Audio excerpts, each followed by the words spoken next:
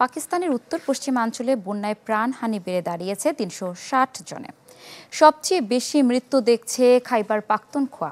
এদিকে নতুন করে বৃষ্টি শুরু হয়েছে পাঞ্জাব, করাচি সহ কয়েক জায়গায়। অবিরাম বৃষ্টি ও আকস্মিক বন্যায় জুন থেকে পাকিস্তান জুড়ে কমপক্ষে ৬০০ মানুষ মারা গেছে, আহত ৯০০-র বেশি। বানের পানি এখনো না নামলেও ভেসে উঠেছে পাকিস্তানের বুনেরে বন্যার ক্ষতচিহ্ন। পানির তোড়ে নিশ্চিহ্ন হয়ে গেছে বহু গ্রাম, বেরিয়ে আসছে একের পর এক মরদেহ।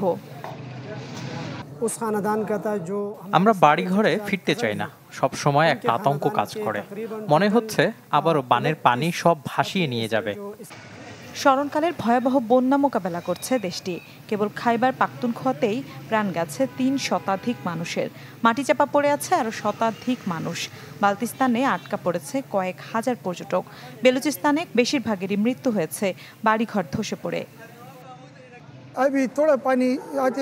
বন্যায় সপরিবারে মারা পড়ছে এমন ঘটনার সাক্ষী হতে হচ্ছে আমাদের। মরদেহগুলো দাফনের জন্য নিয়ে যাওয়া হচ্ছে। এদিকে পাঞ্জাব, করাচি সহ কয়েক জায়গায় নতুন করে শুরু হয়েছে বৃষ্টিপাত। ২৩ আগস্ট পর্যন্ত মেঘ ভাঙা বৃষ্টির পূর্বাভাস দিয়েছে পাঞ্জাবের দুর্যোগ ব্যবস্থাপনা সংস্থা PTMA। জারি হয়েছে উচ্চ সতর্কতা। ভারী বৃষ্টির সতর্কতা জারি হয়েছে লাহোর, গুজরাট, ঝিলাম, ফয়সালবাদ, মুলতান সহ কয়েক জায়গায়। এজন্য আগে থেকেই প্রস্তুতি নেওয়ার আহ্বান জানিয়েছেন মুখ্যমন্ত্রী। জরুরি পরিস্থিতি মোকাবেলায় মোতায়েন করা হয়েছে উদ্ধারকারী দলও।